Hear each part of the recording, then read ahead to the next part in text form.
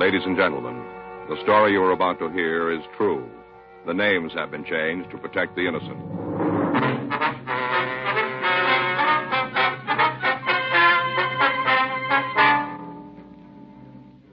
You're a detective sergeant.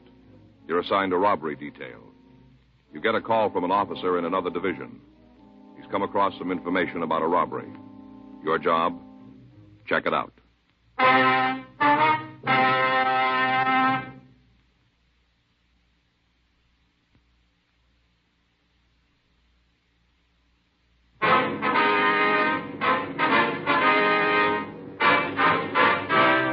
Dragnet, the documented drama of an actual crime. For the next 30 minutes, in cooperation with the Los Angeles Police Department, you will travel step by step on the side of the law through an actual case transcribed from official police files. From beginning to end, from crime to punishment, Dragnet is the story of your police force in action.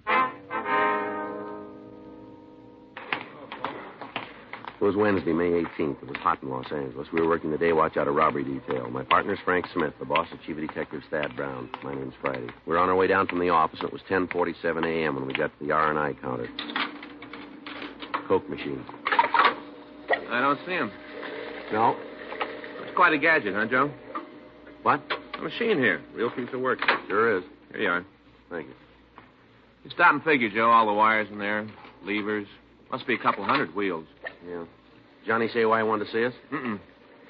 Yes, sir. There must be 4 or 5 miles of wire in that thing. Yeah, at least. Why do you think he did it, Joe? What? Invent the machine. I don't know. Maybe he just liked to invent things. No, I don't think that's it. What's your idea? Well, a guy'd have to spend a lot of time to build something like this. Maybe a couple of years. Yeah? Figure now a person just has to step up, put a coin in, cup drops down, syrup pours in, seltzer, way it's all measured out. Yeah, a guy'd have to spend a lot of time on that. Yeah, I guess so. Sure. Got to be a good reason for thinking it up. Well, what's your idea? I don't think you could find a bottle opener. Yeah, sure. Joe? Frank? Hi, John. Oh, hi, John. Sorry I'm late. I got a call on my way out. No trouble. What do you got? Picked up a kid day before yesterday, carrying a can full of grass. Mm-hmm. Pretty rough kid when we tagged him. Wouldn't give us the time of day. How old is he? 17, just under the line. Uh-huh. I got to talking to him last night, started to relax. Guess he knew he was in trouble. Yeah. One thing led to another, and the kid ended up talking pretty good. What did he give you? Rumbled about his brother, got big plans. Yeah. And a knock over a loan company.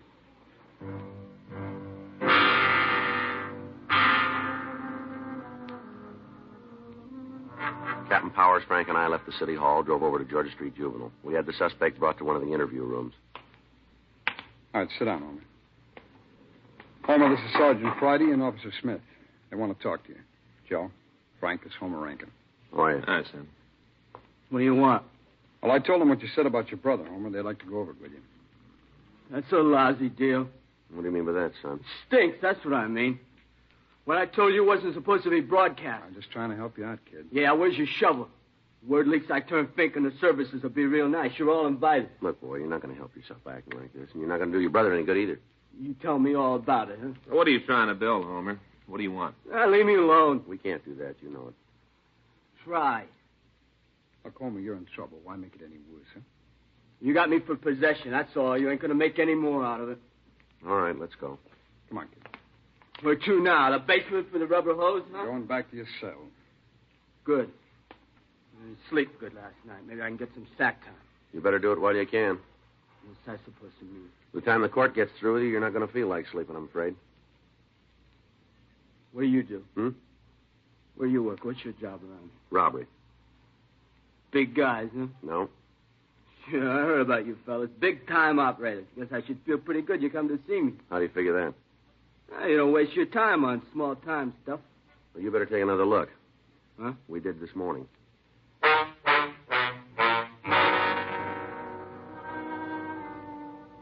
We sent back to Captain Powers' office and got the name and address of the subject's brother.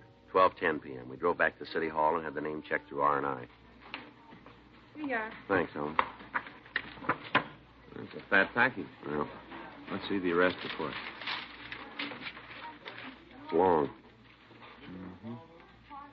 Assault, burglary, 211. He's been busy. Yeah. You got a 5-2 there?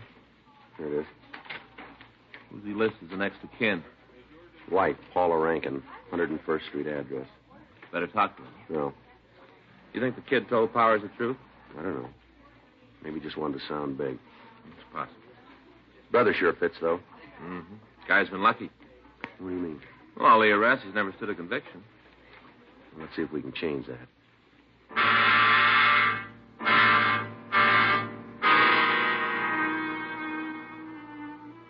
We got a copy of the suspect's mug shot, and we went out to see his wife.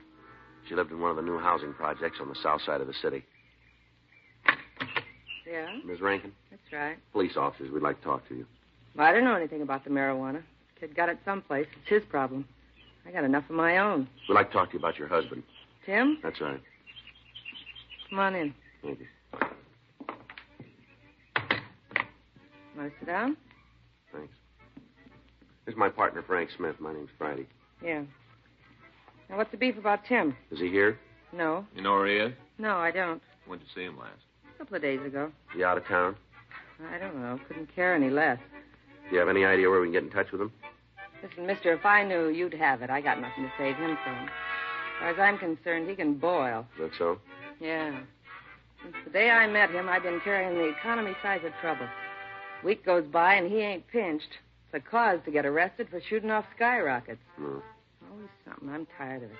And I'm through with him. Never see him again. I ain't going to cry about it. You got any other relatives in town?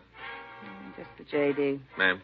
The kid, Homer. It's the only one. Boy lives here, is that right? He's got a bed. Don't use it much, like his brother. All the time out trying to get himself hung up. Never seen such a trouble family. Mm-hmm. Any place your husband might go? I told you before, if there is, I don't know about it. Does he have a job? Tim? Yes, ma'am. Honey, if you got paid for goofing, Tim could retire. Only thing wrong is he ain't got nothing to retire from. He doesn't have a job. That's the general idea, yeah. Where's he spend his time? Ain't around here. Well, where, do you know? I don't know. Guess it'd be the hot dog stand. A couple of times when I needed some money, I caught up with him there. Where's the place?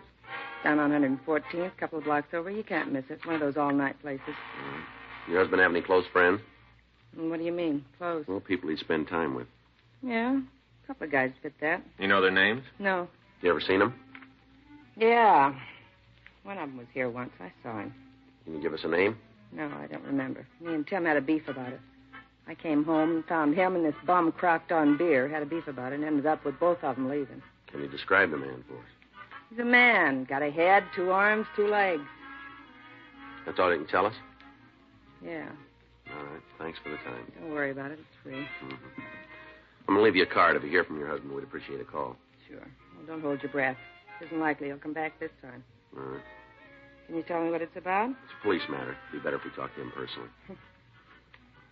Can I get you anything? Drink, maybe? No, thanks. No, thanks. Too bad. Sometime when you're in the neighborhood, you know, not working, drop in. I'll pour you a drink. Yeah, sure. No, I mean it. Girl gets lonely just sitting by herself. The company'd be nice. Mm-hmm.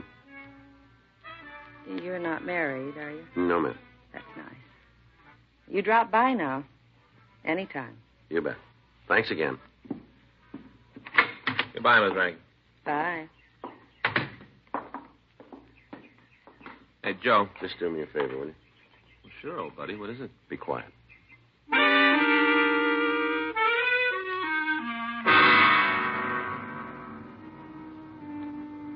We checked with the neighbors, and they verified Ms. Rankin's story about her husband's absence. None of them were able to tell us where he might have gone. Other than saying that the Rankins fought constantly, they were not able to give us any new information. 2:15 p.m. We drove down to the hot dog stand on 114th. There was no one at the counter who looked like the suspect, Tim Rankin. Yeah, what'll it be? Cup of coffee? Okay, how about you? Number 6, I guess. You make that with cheddar cheese? Yeah. Okay, I'll have one of those. Glass of milk, too. Sure. You want your coffee now? Please. Hot. That's good. That's the way we like it. Oh, not the coffee, the sun. Oh, yeah. And paper says there's 91 Pacific Center. Uh-huh. Yeah, we should be doing more business than we are. Don't understand it, though. Is that right? Hey, you know, cold drinks. Hot day people all the time drinking something cold. Yeah? No offense. Well, that's all right. Malibu, be ready right away. Huh? That's what the number 6 is, Malamute. Oh. You seen Tim Rankin around this morning? Yeah, he was in about 10. You guys friends of his? We'd like to talk to him. We came in, had a cup of coffee with Shelley. 2 of them left, I guess, about 10:30. Who was he with, you know? Shelley, Shelley Mitchell. Oh, yeah. Big buddies all the time together. You know where they went? No, I don't know, maybe over Shelley's. Does he live around here? Yeah, he's got a pad a couple blocks over. Hey, your dog ought to be ready.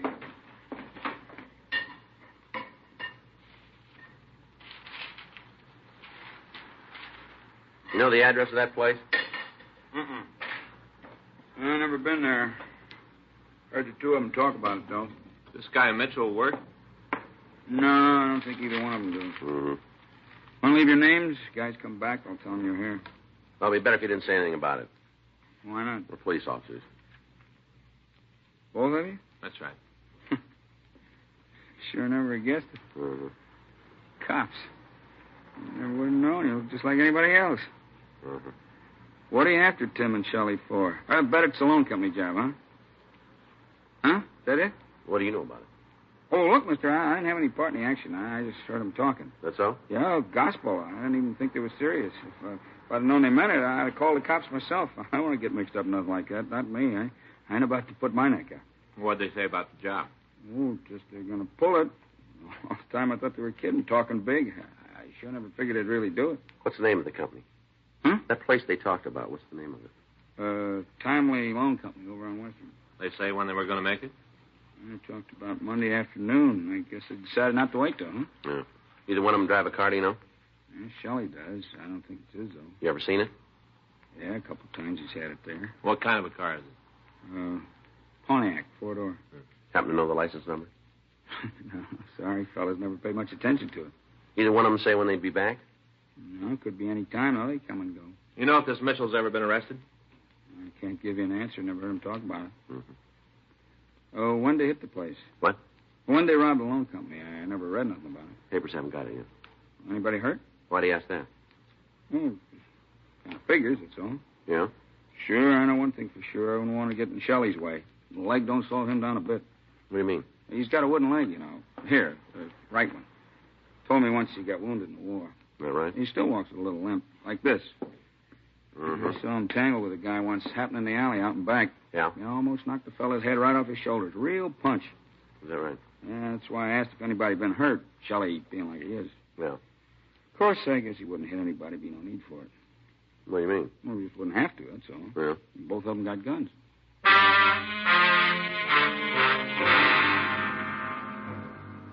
Frank and I arranged for a stakeout on the hot dog stand, then we went back to City Hall and ran the name Shelley Mitchell and his description through R&I. We came up with a possible that looked good. The mug shot was pulled and shown to the owner of the hot dog stand. He gave a positive identification. We contacted Army authorities and requested what information they could give us. Yes, sir, huh? When was it? I see. You have those numbers? Right. No, I haven't. All right, Lieutenant, thanks again. Friday.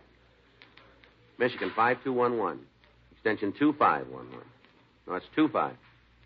Right? Okay, many thanks. How about it, Joe? Looks good. He was given a dishonorable discharge. For what? Theft. Spent a couple of months in the stockade, and then the Army kicked him out. Yeah. They'd like to talk to him again, though. Well, how come? Well, according to the lieutenant, it seems after he left, they got to check, and he didn't leave alone. What do you mean? Took 345 automatics with him.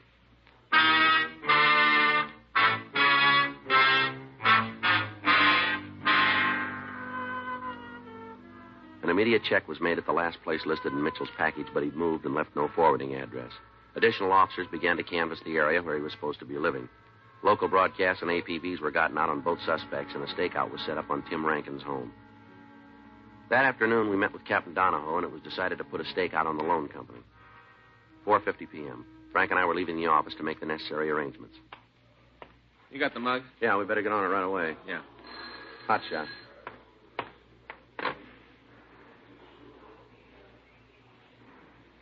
We missed it. Huh? Timely Loan Company. Yeah. It was just held up.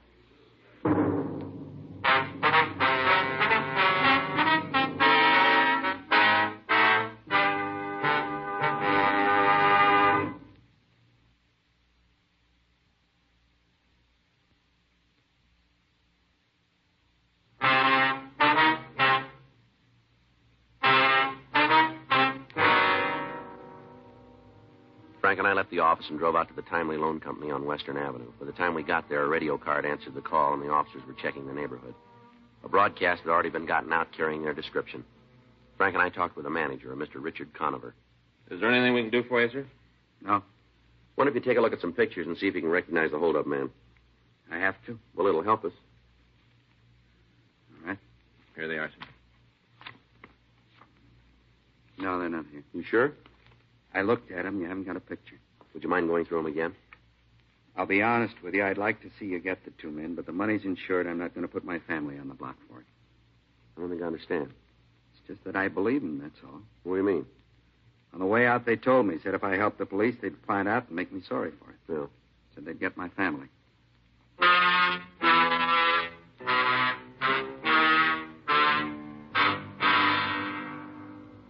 We went over the description Conover had given the uniformed men. It could have fit almost anyone. The crime lab came out and went over the offices of the loan company. They found nothing that would aid us. The people in the immediate vicinity were interviewed. None of them were able to give us a good description of the suspects. The victim, Richard Conover, was taken to the city hall where Frank and I talked to him for over an hour. 8:14 p.m. Mr. Conover, we need your help. If we don't have it, our job's going to be 5 times as hard. I've told you I'm not going to put my family in jeopardy. Well, now, look, we'll put a policeman in your house. He'll be there 24 hours a day until we come up with the thieves. There'll be an officer with your children. Nobody's going to get near him. That's ridiculous. What do you mean? I'm not going to subject them to that kind of supervision. Well, then maybe you better take another look, Mr. Conover. There are 2 men in this city who've held you up. They've made threats on your life. Now, we don't blame you for being concerned, but this isn't going to help. Unless you go along with us, our hands are tied. There isn't anything we can do. Now, you've got no reason to believe that these men aren't going to try to get at you, even if you don't talk. You're the only one who can identify them. Pretty soon they're going to think about that, and then we won't be able to stop them. You and your family are in trouble now, whether you talk to us or not. All right, I'll tell you.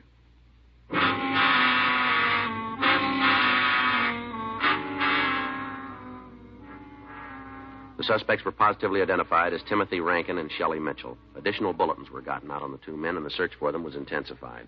Officers were dispatched to Conover's home in the event that the 2 thieves tried to make good their threat. Rankin's brother was re-questioned at Georgia Street Juvenile, but either he couldn't or else he wouldn't aid us in apprehending the suspect. 11:30 that night, Frank and I were ready to leave the office. You sign the log, Joe? Yeah, let's go. I get it. Robbery Friday. Hello? Robbery Friday. Oh, yeah, Benson. Wait a minute. Give me that again, will you? Be right out. Benson and Stromwell. Yeah? They found the suspects.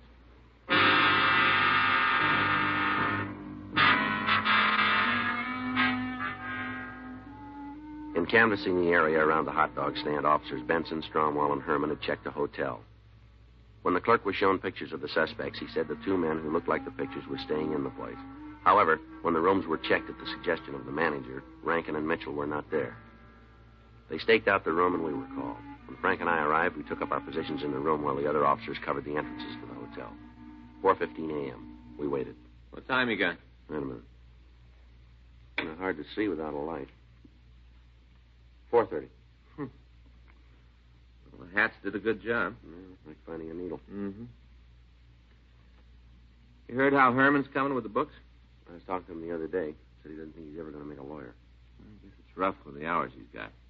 Yeah, it works out, though. What do you mean? He told me that when he and Stromwell got a stakeout together, they'd ask each other questions. You know, try to study that way. Yeah, that's a hard way to do it. Right. Yeah.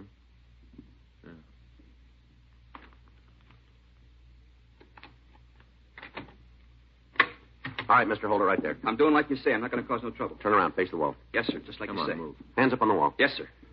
I'm doing it just like you said. I'm not rough. Here you are, Joe.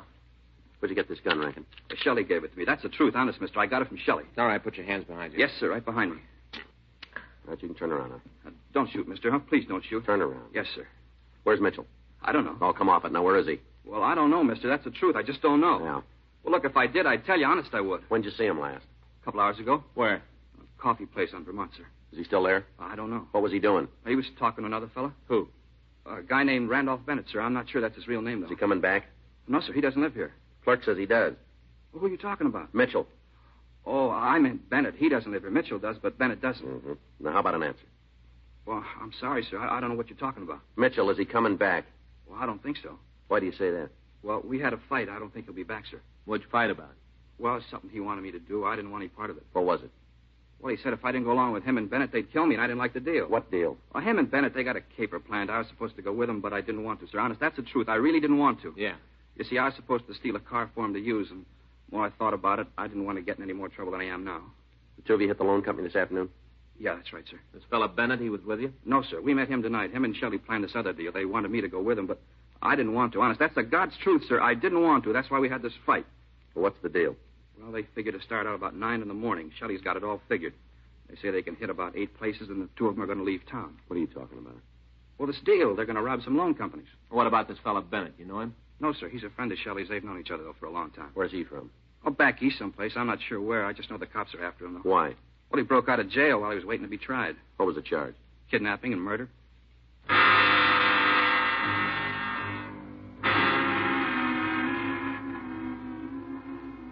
We left the hotel room and picked up the other officers. We had Tim Rankin point out the coffee stand where he'd last seen Shelley Mitchell. And then we called a radio car and turned Rankin over to the uniformed men. While Benson, Stromwall, and Herman covered the rear entrances of the place, Frank and I went in the front door. There they are, Joe. Halfway down. Yeah, let's go. Oh, I should have known you guys always talk big when it comes to doing something back down. A lot of fun kids around like that. We don't have to take... Yeah? You guys got a license to listen? Shelley Mitchell?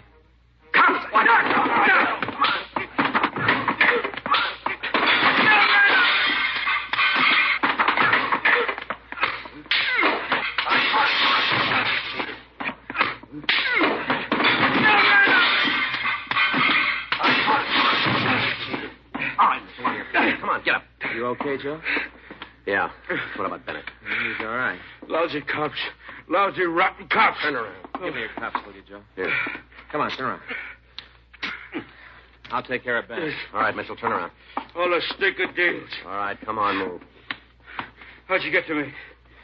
Don't you worry about that. Rottenest, lousiest deal I ever heard of.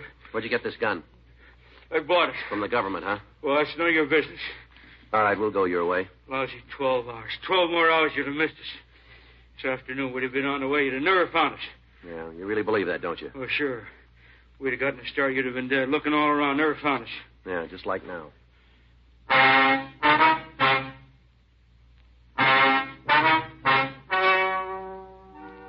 The story you have just heard is true.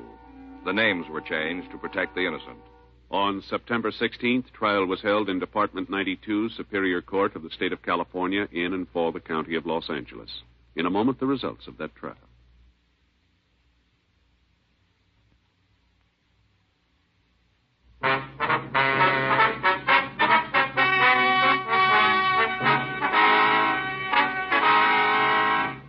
Homer Norman Rankin was referred to juvenile court and, after a hearing, was made a ward of the state. Timothy Alfred Rankin and Shelley Vincent Mitchell were tried and convicted of robbery in the first degree, 1 count. They received sentence as prescribed by law. Robbery in the first degree is punishable by imprisonment in the state penitentiary for a period of not less than 5 years. Randolph Bennett, alias James Virgil Nicholson, was held for New Jersey authorities to answer charges of murder, kidnapping, and escape.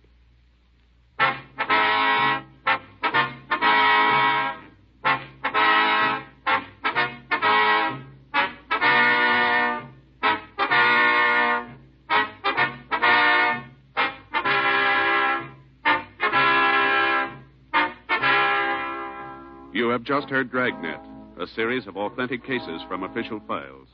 Technical advice comes from the Office of Chief of Police W.H. Parker, Los Angeles Police Department.